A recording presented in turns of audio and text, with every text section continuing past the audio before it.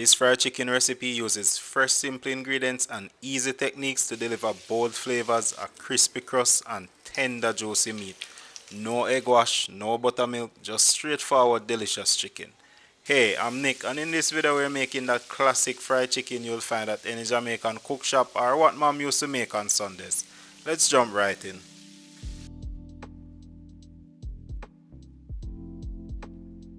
This recipe calls for a few fresh select ingredients.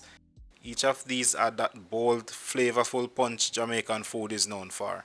Growing up, I remember most people mincing these by hand to marinate the chicken overnight, but we're going to do something a bit different. The soul of this fried chicken is a robust blended green seasoning.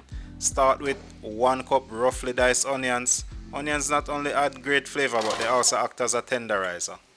1 cup roughly chopped scallion or green onion. Use both whites and greens for maximum flavor. 3 bulbs peeled garlic for depth of flavor.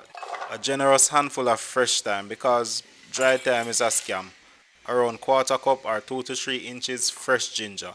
2 tablespoons of dried pimento or allspice berries. For a bit of heat and that distinct scotchy flavor, I'm adding 3 scotch bonnet pepper. Now for the liquids, I'm adding quarter cup cane vinegar. Brings acidity to the marinade while helping to tenderize the meat. And finally, a cup of oil. This not only makes blending smoother but also helps lock in flavor and moisture in the chicken. This green seasoning makes more than you will need for this recipe. If you prefer, you can cut the quantities in half or even a quarter. But why would you do that? Green seasoning is incredibly versatile, so it doesn't make much sense to make just enough for one dish, especially if you cook often. I also have a detailed video on green seasoning that dives deeper into its uses and preparation. I'll link it below for you to check it out. For fried chicken, I like to blend the marinade until it's very smooth. This has a couple key benefits that I'll explain later. For now, I'll store the seasoning away until it's time to use it.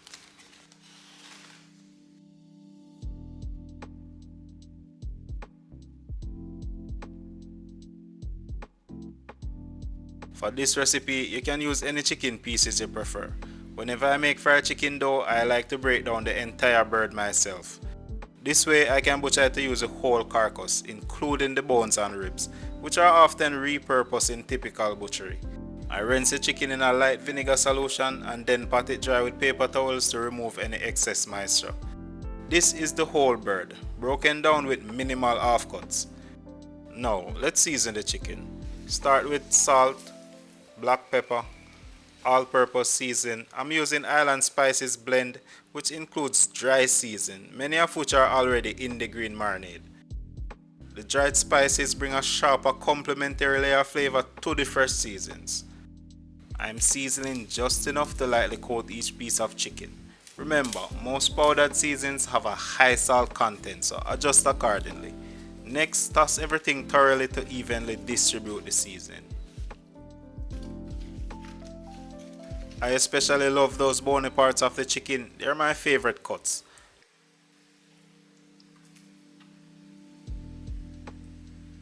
Finally, add some green seasoning. I'm eyeballing the amount, but you want enough to fully coat each piece of chicken. Now, give everything a good massage to ensure the flavors really penetrate the meat. I once worked at a restaurant outside of Montego Bay for a short while. They marinated chicken in a similar way to this. They used a thinner marinade dough so the chicken would be sitting in a seasoned liquid. They would place the seasoned chicken in 5-gallon buckets overnight to marinate. That fried chicken was the most popular thing on the menu and it was seasoned to the bone. A key thing with this recipe is marinating it overnight. A few hours are good, but to really get that spicy to the bone flavor and extra tender meat, I'm letting this sit in the fridge overnight.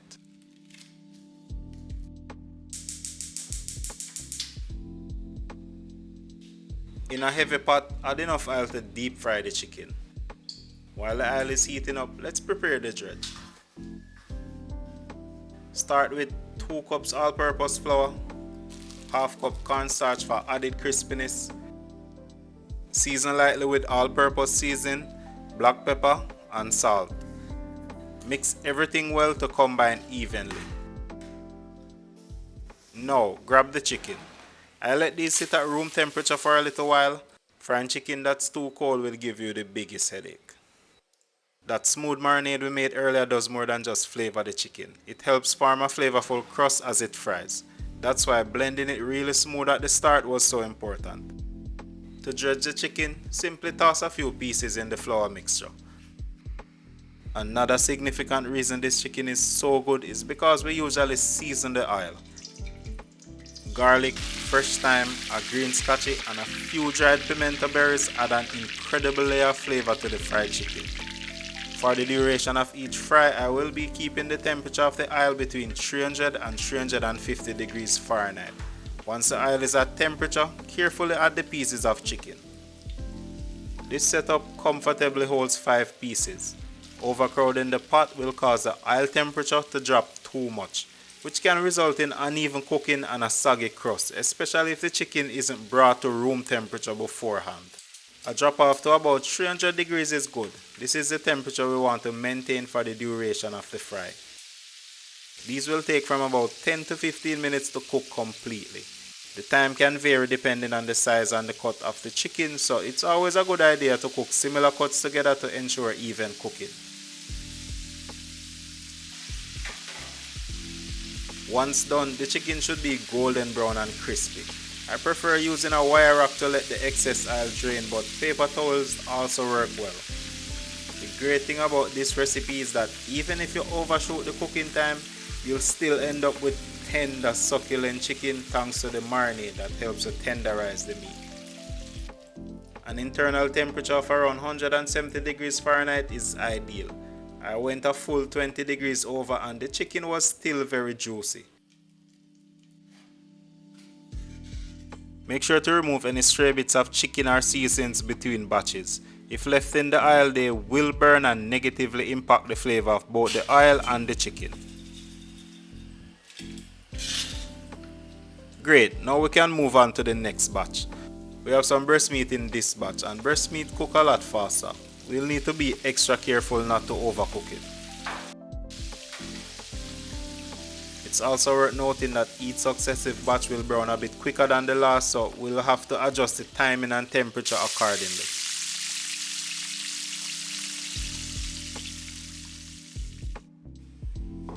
And that's our season to the bone fried chicken.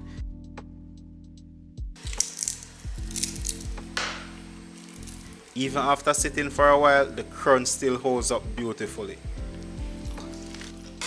This chicken is every bit as good as it sounds. Succulent with a nice kick from the scotch bonnet and deeply flavorful. Even the breast meat stays tender and full of flavor thanks to that fresh marinade. For me, I'm definitely going to enjoy the bony pieces most with this one. Shout out to all our amazing patrons for supporting the channel. I hope you give this recipe a shot and share your results. I would love to hear how you make it your own. Thanks for watching and don't forget to check out the next delicious treat waiting for you right here. Catch you in the next one.